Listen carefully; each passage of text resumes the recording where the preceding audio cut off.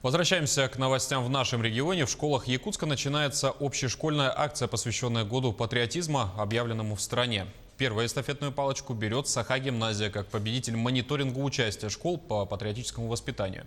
В эти минуты акция там уже стартовала, и на прямой связи со студией корреспондент Сарглана Неустроева. Сарглана, здравствуй, расскажи, что будет происходить в рамках данной акции и какая школа примет эстафетную палочку следующей. Добрый день, Василий. Сейчас я нахожусь в спортивном зале Саха-гимназии, где, собственно, и проходит мероприятие. Здесь собрались все учащиеся с 1 по 11 классы и приглашенные гости, в том числе и ветераны. Для них школьники продемонстрируют свой уровень строевой подготовки, вынесут знамя и споют гимны России и Республики Саха-Якутия. Подробности о том, как проходила подготовка к мероприятию и какие мероприятия в дальнейшем будут проходить по воспитанию патриотизма в детях, нам рассказали директор школы и заслуженный учитель основ безопасности и жизнедеятельности Валентина Сафронеева и Егор Жирготов.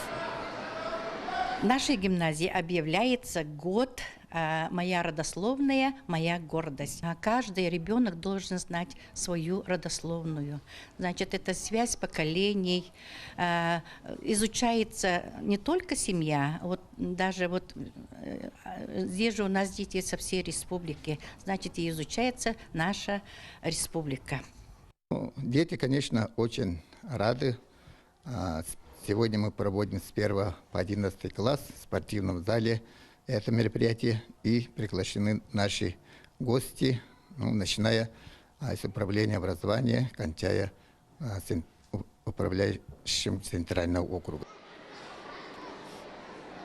Стоит также отметить, что эстафета не традиционная, не линейная. И после старта года патриотизма в школах в Саха-гимназии подобные мероприятия начнут проходить во всех школах города Якутска. У меня на этом все. Василий. Да, Сарглана, спасибо за информацию.